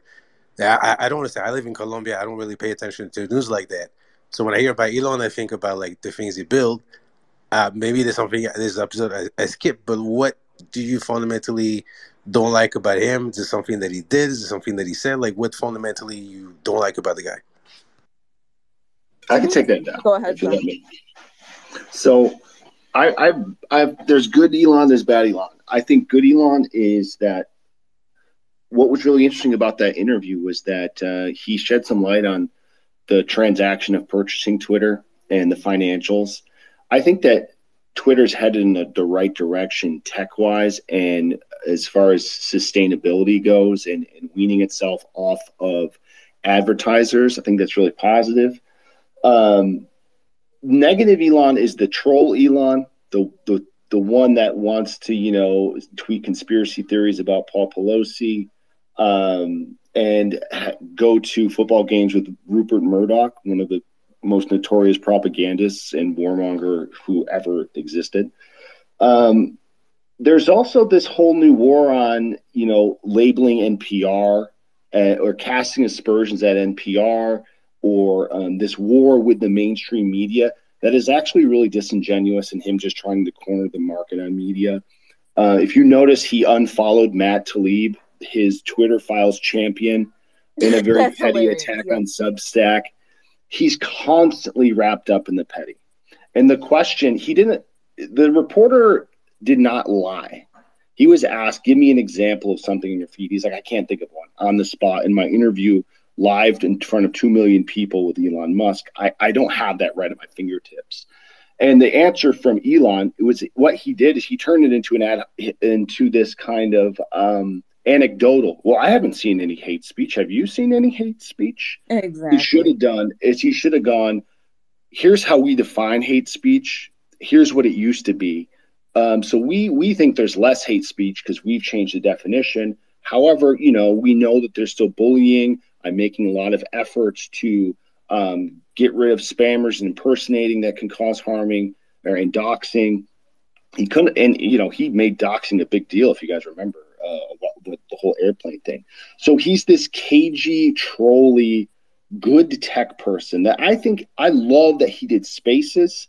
I love that he's going to improve this app from a technical standpoint, but he is not being honest about who he is. He's not this neutral arbiter. He is a troll, like Hector is a troll, that it will say, whatever it is to get a rise out of people and put his thumbs down and put his memes up. At the end of the day, I like the interview, though. I like the interview. The interviewer wasn't prepared. He didn't lie. He just wasn't prepared. And Elon is who Elon is. And the people who don't like him, don't give him a pass just because he's a good businessman. When he starts trolling and spreading fake news, that's where we stand. Like he's not all bad or all good. Very well said. Thank you, Johnny. Yeah, I'm sure you were going to say that. On the other side, I subscribe to Elon as a subscriber, and he's going to be holding subscriber-only spaces. So have fun staying out of Elon's spaces. Who said I was going to stay out of his spaces? I said good Elon, bad Elon. Are you subscribed to him? Are you subscribed? I'll go subscribe right now. I'll join his groupie group, just like I joined yours, Jess. You know you want to. Let's go to the new hands because we're running short on time. I see Hector here. Hector, love Elon or hate Elon? So I have a mixed bag with Elon. Elon told me in 2016 when I bought my Model X that it would be autonomous driving, and barely getting that, and still sucks. So thank you, Elon, for lying to me. Besides that, I think he's probably the best CEO guy that's out there. People here love to hate him for some reason. They hate to see successful, I guess, people in general. It's just something you want to hate for some reason. But besides that, if you look at exactly the interview, the guy, the interviewer, he brought up hate speech, and Elon immediately cut it off and said, "What do you mean? What are you talking about?" So he asked him there, "Hey, tell me more about this hate speech you just brought up." And he says, "Well, I mean, I see a rise in hate speech." And then Elon's like, "Well, I don't." Okay, and then can you tell me more what you mean by hate speech? He's trying to clarify, what are you trying to say hate speech means in your eyes? He's like, "Well, I just see a slight uptick in Hector, we wait, don't hold need a on. replay. He You said, heard it. he literally, his words says, he says, "I see a slight increase in hate speech." So first of all, you're not fighting over the fact that hate speech exists anywhere on the internet. He's fighting for the idea that there may be slightly more than he's used to, this interviewer. So that's his contention, is that there's a little bit more than I'm used to. And then Elon's, "Well, cool, tell me more about what this little slight more you see." And he's like, "Well, I can't tell you exactly because, I'm not actually on the For You page. So you're not actually seeing it, and your only contention is that there's a little bit more than you're used to." So his arguments are unfounded. He doesn't really have anything. He's just trying to go off the argument of the month, which is there's hate speech on Twitter and we must condemn it. But everything else on the internet as a whole, there's trolls on YouTube. People call me a troll on Spaces, and that's cool, that's fun. But for this guy, there's just a slightly more than he's used to, and apparently that's bugging him. But he shifted the goalpost. Elon moved the goalpost. He was asked a question. He made it anecdotal about, "I haven't seen anything. Have you seen anything?" So he shifted away from the conversation. But he's of asking the journalists for facts, right? I think the fundamental issue to have this conversation that wasn't is we tend to feel certain things, right? We feel like there's more of this thing or more of that thing. But if we want to make it real, we have to actually share our data or knowledge. If you're a journalist, the onus is on you to bring those facts to the interviewer. You can't interview someone about facts. That makes no sense to the journalist. That's unprofessional. Where's he going to get that data? Where's he going to get that data? Then why isn't you spreading that as a narrative if there's no brought it facts up behind himself, that? literally. That's just absolutely absurd. To say like that, that's not a narrative that mainstream media is pushing around, and you're gonna and they're just repeating it. It's like the sheep. "Oh, I heard this. Let me just go and repeat it without no facts." Like, This is literally the Kanye meme. What he brought to the table was. Let me go ahead. just real quick before, just like what I was just talking about, if we relate it to crypto, about the ETH org saying that they save more, they use less energy than YouTube. Like, you have to go look at the facts and not believe all these narratives that are put out there. And that's my fact that there's no facts. Where's a mainstream article with the fact that there's more hate speech? He brought it up. The onus is on him. He literally said early on in the interview when he said, "There's hate speech in the company." That's the quote he said. And then Elon's like, "What hate speech are you talking about?" And then Elon, do you see a rise in hate speech? Is it just a personal anecdote? Hector, and then the interviewer was like, "Personally, my For You page, I would see I get more content of that." Yeah, personally. And he's like, "Oh, so you see more hate speech personally?" He's like, "Yeah, I would see more hateful content." And then he asks him, "Can you describe what that is?" And he's unable to do that. So the onus is on the guy who is making the claim, and he's unable to provide context to his claim. But his claim was general. It wasn't about him. No, he literally said His my claim personal was that- For You page. He literally said personally for me, it's different. He literally, his words. Yeah, that was You just heard it, and you're still rejecting what the he initial said. question wasn't about his own page. No, he brought it up. He said general. it. Personally, my For You page, I would see I get more of that content, which is referring to the hate After speech. Elon asked him that wasn't the initial statement. No, that's his statement. It was Literally his about statement. general We're hate not speech. going to agree. We're not going to agree, and we're coming short on time. New speaker, Loop. Sorry about the madness. What's up, Loop? All right, Loop is farming Lego. Go ahead. No, I'm here. Sorry. Oh, what up, Loop? It was on the button. I'm trying to deal. My account just got suspended, locked for 12 hours because somebody was saying, "Hey, cement yourself in the bear market. Like, create great content right now, and then when the bull market comes, you'll have like a lot more views, and you build yourself in the bear market." So I replied, "Cement yourself now." And I guess Twitter took that as like encouraging self-harm. So I'm trying to go in contact. Now my account is suspended for 12 hours. Look and at there's that. like a clock. Twitter is working as expected. Look at that. I guess so. But prosecute Fauci is so not along those lines. That's less, right, than what Loop said. Fuck Elon. Hey, Jess, I know I'm like the popular guy for the Cardano shit. Can I say something about the whole Elon If thing? you're not gonna, as long as you're not gonna mention Cardano or ADA, yes. Yeah, promise. So I got You a already few did. points here to respond to. But for me, listening to the interview, I could see like right away the reporter had an obvious bias. It was telegraphed, and just even the way he formed his questions. And I kind of see that here too for some of the people that are kind of like supporting the reporter. They're coming at it from a very biased point of view, and people are offering very, very coherent and logical rebuttals, but yet they're not like willing to like open the mind enough to say, well, yeah, I guess it is true that if a professional reporter is going to cite something, that they should have some evidence to back it up.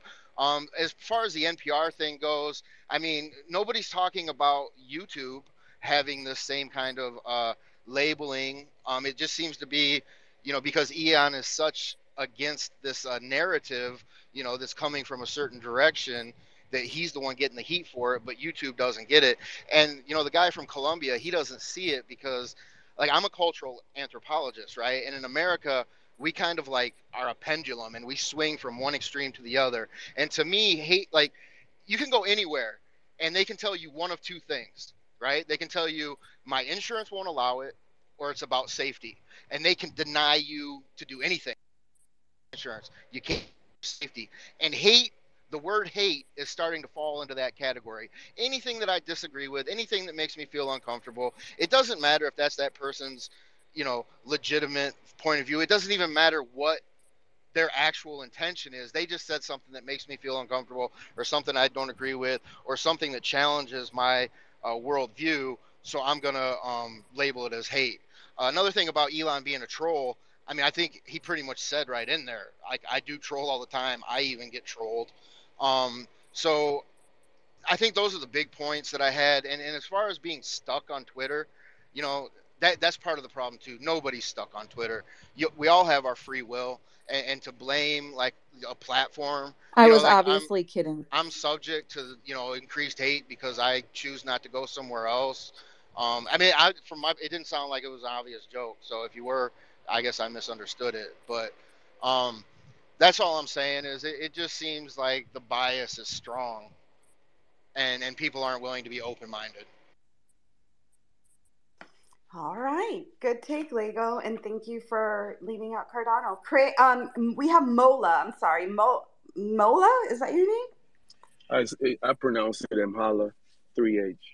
Oh, I was close, kind of. Yeah, you try. You give it an attempt at least. I can appreciate you for that. What's going on? So a couple of things, Jess. Thank you for bringing me up, by the way. I blame the whole interview thing on BBC, really, to be honest with you. James was just a scapegoat that was dumb enough to take the assignment, right? The whole thing didn't start. There was no request for an interview until Elon labeled them as government funded, right? And when they, raised hell about it, Elon said, okay, BBC, come on stage, let's have an interview. But in turn, what BBC did was send somebody that could not really speak for the company. Because a bunch of questions that Elon was asking him, he told us on the interview, I cannot speak for BBC. So why are you there? What are you there to do, really? You asking questions you can't back up. I mean, you going up against Elon Musk. People acting like they don't know who the man is. You asking me, he's a smart guy. I mean, he's one of the smartest guys out there. So he's going to dock you and dodge you in any way, form possible. And he's a troll. He's the number one troll. So when you go up there and say you see hate speech, which he actually said he saw on his timeline, it couldn't bring anything up. Yes, maybe it was because he was, put on the spot. On the spot, yeah. Yeah, he was put on the spot. I mean, that happens. But your job as a reporter and as a smart person is to be able to, do the two-step mambo with the guy, right? But like Johnny said, I do agree with Johnny. I mean, Elon did what Elon does.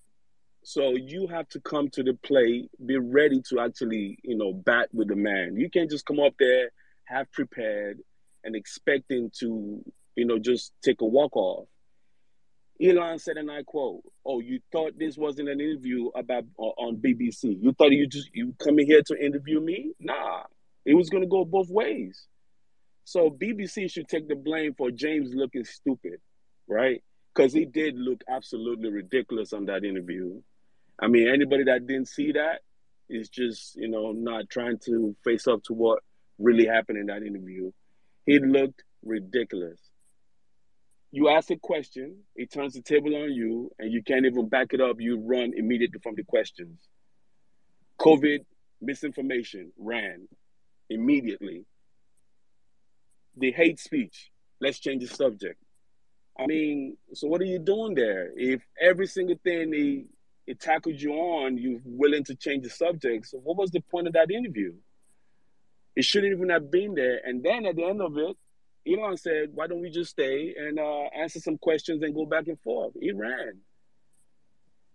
I mean, I wouldn't blame him, That's all I have. Thank you.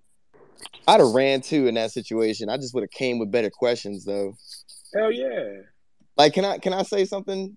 Yeah, go ahead, Craig, and then we'll go to Okay. A much better question would have been like, do you think increasing the Twitter API price to $42,000 up from $400 a month hurts small businesses?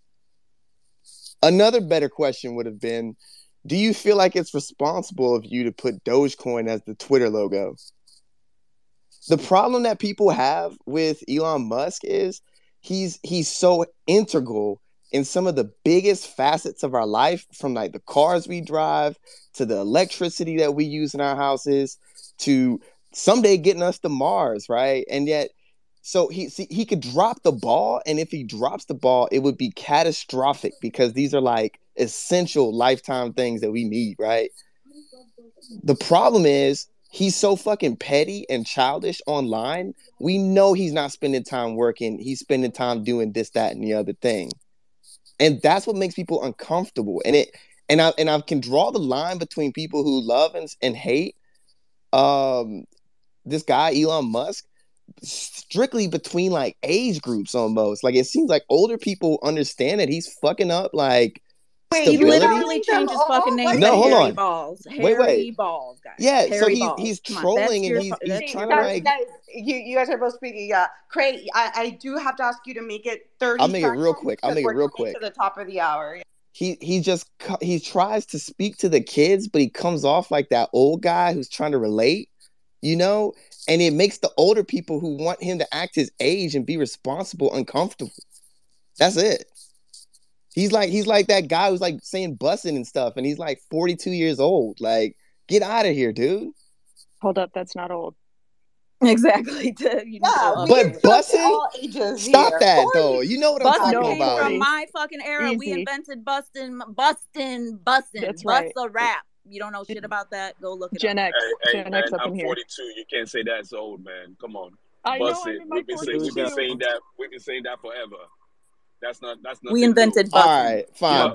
Bussin' came back, I guess. It was some fucking kid with that curly hairdo Y'all think you up invented at the top. shit. You're Come on, still man. thinking Nelly been about talking those about new, that new, 10 new. years ago. Nobody Nelly was nobody talking about has that. What a miss on Bust knowing it, your audience. man. Holy shit. All right. Y'all know what I'm saying. Yeah. Slime, go ahead. Make it quick. Go ahead. 20 Slime. seconds. Forget what James said. I've been on Twitter since 2011. Ask yourself if you've seen more or less hate speech, and that's it. Facts. And what? The same people complaining on the timeline have been leaving Twitter since Elon bought it, and they're still fucking here. So watch what people do, not what they say, is what I'm gonna leave with. Luke, go ahead, Luke. I think Twitter right now, to me, it's like when an NFT project is in like a ton of FUD, like DeGods when they're at their all-time low. Like, I think when Elon bought it, Twitter had not tried anything new for years. They weren't innovating. They were doing nothing. And now, they're like Twitter, the algorithm is a mess. Everything at the company is a mess. All the engineers are stressed out and frustrated. But now there's somewhat of a vision. And I think it'll get better. And I think it is getting better, but right now we're seeing the crazy back and forth and the crazy swings of change. And Elon, some of his behavior is completely ridiculous, and like you can't forgive it. But I will say, like, on the whole, I try to look at somebody as a whole. Elon has dedicated his entire life to making the world a better place, and he has done that, very successfully. So, on the whole, I mean, some of the things he does is inexcusable. But, I think he's generally doing good things for humanity. All right. Josh, go ahead. Last words. Yeah, I just wanted to say real quick. I think Twitter is just evolving. It's not what it used to be. It's becoming something completely different. And, hate is a lot louder than the positivity. We know that. And we hear it all the time on the timeline, right? So I just think that's just what Twitter is now is not what it was 10 years ago, right? So I think that we just have to kind of accept that things are changing around here. Thanks, I'm Josh. not going to wait. Hector, go, and then Dow and Tammy, and then me. Just the most important thing of all is the Wolf of Polonius account has tweeted again for the first time since probably like 2017. And it tweeted again, exit all of the crypto markets. So if anyone who was here in 2017 and saw his tweet saying the same thing, there it is again. Just, do what you wish with that. Always. Do not get financial advice from Hector. No, I'm saying just do what you wish based on that tweet. So you're saying that we should invest based upon a tweet? No, I'm saying it's a historical tweet. It's a historical tweet. Look at it. Look at the 2017 version, and then what preceded. What happened after that, and then just draw your own conclusion. The only tweets that I trade against is Jim Cramer's. That's it. Everybody else is bullshit. But guys, we do have to start wrapping it up. So I'm going to throw it over to Dal. Dal's probably like, what the fuck happened today? We did not talk enough about Ethereum. Like, what is going on? Last words. It was just too much drama this week. Let's bring it back. We had a really, really good interview with Gas Hawk. If you haven't checked it out, it's a really good way for you to save on your gas. And I think how much gas did you spend again, Dan? 50K. And I could have said 15, so I'm pretty mad about it. But I think those tools are going to foster more adoption. I can't wait for the team to grow and to be on every chain so that we can actually save our gas for actual purchases. But great conversation. I'll be hosting Farmers Market Wednesday, 12 p.m. Eastern Time on concentrated liquidity. If you're into AMMs, that there's a new model that was introduced by Uniswap. So it's a really interesting model, and more projects to work in that direction. So if you want to learn more about that, jump into the farmers market. And my 2 cents of the conversation we're having, just expanded beyond Elon Musk, my humble opinion, I think people take their feelings and create reality out of it. But if we want to actually be able to live in the same reality, you have to be able to share facts. You have to be able to back your argument by actual data. Because otherwise, I just have to believe that what you say is true. Like, we have to be able to share data. So in the case of Jess, for example, she's right to say, well, I don't want to just hear from, word of mouth that Ethereum has less expenses than YouTube. I need to see the actual data. It has to be on chain, right? So I think if we're trying to be rigorous and we're actually trying to move forward as a community, we have to focus on data and share that data before we make claims. I think that's a great point. Tammy, what's up? Tammy, wild day. It was today, but it's all good. I enjoyed the Gas Hawk, getting schooled on that and actually seeing how much I've spent and how much I could have saved. So guys, definitely do check that out. I always use the term guys and girls. But probably taking from this space, always great conversation. Own up to your mistakes if you make them, because God, if you lie about it, you just bury yourself. So just own it. It's nice to be able to have a debate in here and be respectful with it. Just remember that you can have differing opinions. It doesn't mean you don't like the person. It's just that, you can do it in a respectful way. So just keep it respectful, guys. And definitely check out the farmers market. And I know, Jess, I think you put into the comments, you've got another space coming up, I think next week. Is Yep, it in our space? Wednesday morning, weird. Wednesday morning, I'll be on with somebody from the BNB chain team, and then Friday we'll have Veracity Tech on crypto and coffee. So definitely looking forward to that. But yeah, check out Gas Hawk. I am not sponsored by them. I wasn't paid by them. It's a free tool. You don't even have to connect your wallet. You can see how much gas you spent on Ethereum. You might want to wait till the price goes down till you run the numbers. You might want to smoke a guys are blunt going to be while you're shocked. doing it. Facts. Sorry, my door was going off and I lost my train of thought. But yeah, I'll be back Wednesday. Make sure to check out GasHawk.io, and then thanks to all the speakers and thanks to all the listeners. Also, you can collect the POAP for the space. No value as well. You can check out the link in my bio. But yeah.